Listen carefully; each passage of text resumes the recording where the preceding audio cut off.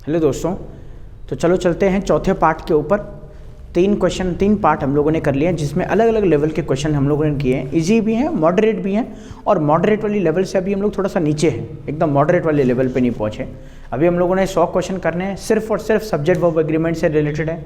इसका मतलब ये हुआ कि अगर सब्जेक्ट वर्ब एग्रीमेंट का कोई क्वेश्चन है तो इसका मतलब उसमें या तो सब्जेक्ट का एरर होगा या फिर वर्ब का एरर होगा। यही वजह है कि हम लोग पूरा सेंटेंस ना पढ़ करके या बाकी चीज़ों पे ध्यान न दे करके सिर्फ सब्जेक्ट और वर्ब को पहचान रहे हैं। तो एक तरह से वो कीवर्ड जो है हम लोग उसको फाइंड कर रहे हैं, जिससे कि वो बहुत हमारे लिए आसान हो जा रहा है सब्जेक्ट को पहचानना या वर्ब को पहचानना।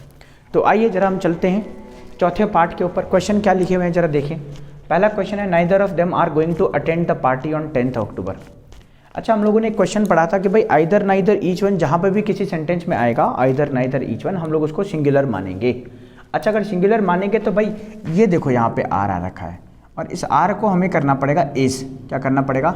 इज करना पड़ेगा जी, तब जा करके हमें पता चलेगा कि neither of them is going to attend the party. अच्छा, जब इसको प्रोनाउंस करेंगे आपको तो आपको जरूर ऐसा लगेगा यार कुछ गलत हो रहा है। नाइदर ऑफ देम आर सही लग रहा है, नाइदर ऑफ इज गलत लग रहा है, लेकिन होगा क्या, हम लोगों को सेंस के हिसाब से नहीं ग्रामर के हिसाब से काम करना है, तो यहाँ पे इज करेक्ट रहेगा। सेकंड की बात करें, many a man have decided to join the function. अब यहाँ पे देखें, मैनी से रिलेटेड हम लोगों ने एक रूल करा है कि मैनी अपने साथ हमेशा प्लूरल नाउन लेता है, प्लूरल वर्ब लेता है। तो प्लूरल वर्ब तो ठीक है, लेकिन यहाँ पे प्लूरल नाउन नहीं है। इसके लिए हमें क्या करना पड़ेगा, मैंने कहा था कि ए के साथ अगर ए एन आ जाए, मैनी के साथ कभी भी ए और एन आ जाए तो नाउन भी सिंगुलर और वर्ब भी सिंगुलर। उस हिसाब से क्या है, उस हिसाब से मैन तो ठीक है, अगर यहाँ एम ई एन होता तो गलत हो जाता, लेकिन ये हैव गलत आ जाएगा। तो क्या बन जाएगा, many a man has decided to join the function. एक बार मैं आपको और बता रहा हूँ कि आपको थोड़ा सा लगेगा यार ये सेंस थोड़ा सा सही नहीं बन रहा है, हैव सही लग रहा है, लेकिन हम लोगों को देखना है कि भाई ग्रामर के अकॉर्डिंग क्या कहता है। थर्ड कह रहा है, each of the students in the computer class have to type his paper. Each मैंने फिर कहा either neither each one singular होते हैं, और ये ऑफ प्रीपोजिशन के बाद ऑब्जेक्ट आता है। अब वर्ब जो है ये रहा हैव, हेल्पिंग वर्ब जब रहेगी हमारे इसमें तो हेल्पिंग वर्ब को कंसिडर करेंगे हम लोग सब्जेक्ट से। तो सब्जेक्ट अगर ये स्टूडेंट्स है, अगर ये स्टूडेंट्स है तो हैव सही है, लेकिन स्टूडेंट्स नहीं, ईच ऑफ द स्टूडेंट्स। और ईच जब भी किसी सेंटेंस में आता है एज अ सब्जेक्ट वो काम करता है तो उसको सिंगुलर लिया जाता है। और अगर सेंटेंस में वो सब्जेक्ट लिया जाएगा और वो सिंगुलर लिया जाएगा तो हमें वर्ब भी सिंगुलर लगानी पड़ेगी, तो हैव की जगह पे हैज़ करना पड़ेगा। फोर्थ क्या कहता है, knowledge of at least 2 languages are required.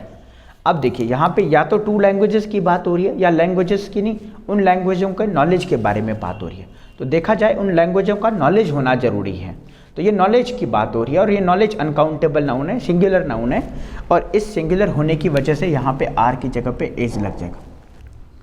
Either of the roads lead to the park. अब इसमें देखना, यहाँ पे रोड्स तो नाउन है हमारा, एस और एस के साथ आने वाला वर्ड नाउन है, ठीक। अच्छा, ये नाउन है, ये आर्टिकल है, और ये लीड हमारी मेन वर्ब है। 2 प्रपोजिशन आर्टिकल और नाउन हो गया। अब ये हमारी वर्ब है, हमें देखना है भाई आइदर नाइदर ईच वन, या फिर ये ईच आ गया यहाँ पे भी सिंगुलर, यहाँ पे भी सिंगुलर, नाइदर आ जाए वहाँ पे भी सिंगुलर है ना, वन आ जाए वहाँ पे भी सिंगुलर, तो ये नाइदर आ गया, एवरीबडी भी सिंगुलर होता है। तो ये कुछ कीवर्ड हैं जिनसे आप बिल्कुल कुछ सेकंड में पहचान पाएंगे कि सेंटेंस करेक्ट कैसे बनेगा, बहुत कम समय में, बजाय कि उसके मीनिंग को जाने हुए। तो आप देखना यहाँ पे आइदर आया हुआ है, और रोड्स को तो रोड नहीं कर सकते क्योंकि ये नाउन है, हमें वर्ब देखनी है, और वर्ब ये रही लीड। और वर्ब को जब सिंगुलर बनाते हैं तो उसमें एस और एस जोड़ देते हैं, तो सेंटेंस क्या बनेगा, either of the roads leads to the park. Either of the roads leads to the park. अब आप बोलेंगे सर 2 वर्ड लगातार एस और एस के साथ आ सकते हैं, बिल्कुल आ सकते हैं, ये नाउन है, ये वर्ब है, कोई दिक्कत नहीं है, आ सकता है। In Singapore my brother in law with his wife were present in the function. अब ये जो है आपको कंफ्यूज करने के लिए इसने दिया है, क्या कंफ्यूज करने के लिए दिया है, इसने बोला इन सिंगापुर। अब ये जो बोला गया है ना इन सिंगापुर, ये एक तरह से फ्रेज है जो सेंटेंस में सिर्फ कंफ्यूज करने के लिए आ रखा है। सिंगापुर में क्या हुआ, my brother in law with his wife. अब सब्जेक्ट जो है यहाँ से स्टार्ट हो रहा है, my brother in law with his wife. अब ब्रदर इन लॉ तो ये हमारा एक्चुअली कंपाउंड नाउन हो गया। अब ये ब्रदर इन लॉ एक है और विद हिज वाइफ एक, तो एक और एक 2, और 2 होंगे तो वह प्लुरल आएगी, लेकिन नहीं, ये विद की वजह से, इस विद की वजह से, विद जब भी आएगा एज वेल एज आ जाए, अलॉन्ग विद आ जाए, टुगेदर विद आ जाए, तो जो वर्ब होता है that will be according to the first subject, और ये रहा हमारा first subject brother in law. अच्छा, ब्रदर इन लॉ को लेंगे तो ये सिंगुलर है, और इसको प्लुरल बनाने के लिए कई बार आ जाता है ब्रदर इन लॉज, तो लॉज ना होकर के यहाँ पे ब्रदर्स इन लॉ इस तरीके से प्लूरल बनता है। अभी तो ये सिंगुलर आया हुआ है, तो हमें जो वर्ब लेनी है सिंगुलर है, तो वर की जगह पे लगा देंगे वस, तो ये हमारा एरर पार्ट बन जाएगा, वर की जगह पे वस। तो सेंटेंस क्या बन जाएगा, एक बार मैं प्रोनाउंस करूँ आपको, सेंटेंस क्या बनेगा, in Singapore my brother in law with his wife was present in the function. Sense सही लगे चाहे नहीं लगे, हम लोगों को ग्रामर के अकॉर्डिंग चलना है। ये वाला सवाल देखना, one of my desires are to become a doctor. अच्छा, अगर माई डिज़ायर्स की बात हो रही है तो मेरी बहुत सारी डिज़ायर्स तो नहीं है, और अगर बहुत सारी डिज़ायर्स होती तो आगे कुछ और भी होता। तो एक ही डिज़ायर है कि डॉक्टर बनना है, और ये यहाँ पे कह भी रहा है वन। तो मैंने आपको कहा है आइदर, नाइदर, वन आ जाए, ईच आ जाए, ये सब सिंगुलर होते हैं। अच्छा, सिंगुलर होंगे तो वन ऑफ माई डिज़ायर्स मतलब बहुत सारी डिज़ायरों में से किसी एक डिज़ायर की बात हो रही है, और एक डिज़ायर की बात हो रही है, तो मुझे जो है आर न लिख करके यहाँ पे लिखना है इस। सब्जेक्ट को ढूंढना है, सब्जेक्ट वन है जिसके बारे में बात हो रही है। 8th क्या कह रहा है, नाइदर ऑफ द 5 एक्यूज्ड। अब यहाँ पे थोड़ा सा दिक्कत, अब यहाँ पे इस वाले सेंटेंस में वर्ब को फाइंड करोगे, neither of the 5 accused could be convicted. या तो वर्ब हमारी कन्विक्टेड है, मेन वर्ब, और या फिर यहाँ पे मॉडल आ गया, मॉडल आ गया और ये मेन वर्ब है, और एक वर्ब एक्यूज्ड भी है। अच्छा, एक्यूज्ड उनको भी कहते हैं जिनको भाई जो दोषी हैं उनको भी कहते हैं। अब एक मुझे बात बताना, ये 5 एक्यूज यहाँ पे नाउन की तरह काम करेगा, क्योंकि ये 5 नंबर आया है, नंबर किसी नाउन के पहले ही आ सकता है। एक और चीज़ ध्यान रखना, यहाँ पे नाइदर आया है, और नाइदर कभी भी 5 के लिए नहीं आता।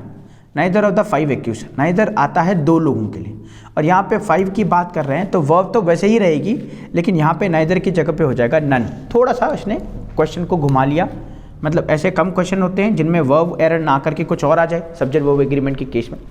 तो सेंटेंस क्या बनेगा, none of the 5 accused could be convicted.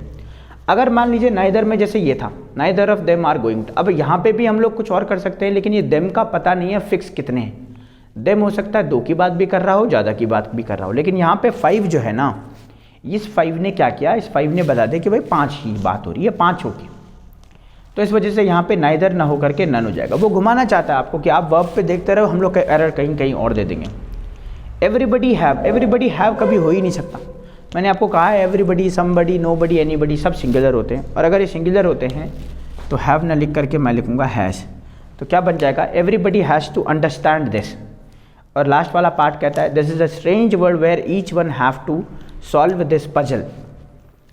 अच्छा, दिस के साथ इज तो करेक्ट है, अ स्ट्रेंज वर्ल्ड ये भी sentence correct, this is a strange world where each one. अब देखना ये कंजंक्शन आ गया, दोबारा सब्जेक्ट आ गया ईच वन। अब मैंने कहा था ईच वन हमेशा सिंगुलर होता है, आइदर नाइदर, ईच वन हमेशा सिंगुलर होता है, तो सिंगुलर होगा तो हैव ना करके यहाँ पे मुझे लिखना पड़ेगा has. This is a strange world where each one has to solve this puzzle.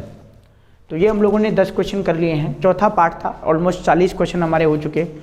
थोड़ा सा लेवल को हम लोग आगे बढ़ाते चले जाएंगे। ABCD पार्ट करके हमारे एग्जाम्स में आता है, स्पॉटिंग द एरर बन करके, उनको भी करेंगे, और ये भी देखेंगे कि भाई पिछले प्रीवियस ईयर में कौन कौन से सब्जेक्ट वर्ब एग्रीमेंट से हमारे पास क्वेश्चन आए हैं। तो आज की क्लास हम लोग यहीं पर रखते हैं। आई होप आपको मज़ा आ रहा होगा पढ़ने में, पढ़ाई के अलावा और कुछ बातें नहीं हो रही हैं, तो इसी तरह बढ़ते रहेंगे, आगे बढ़ते रहेंगे। थैंक यू सो मच आज के लिए।